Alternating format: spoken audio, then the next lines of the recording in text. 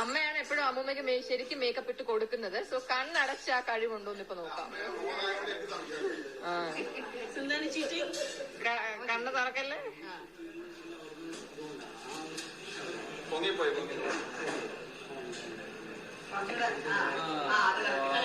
എങ്ങനെയമ്മ correct ആയിട്ട് വെച്ചേ?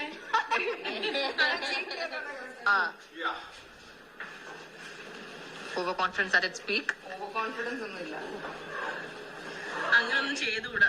എന്റെ അടുത്ത്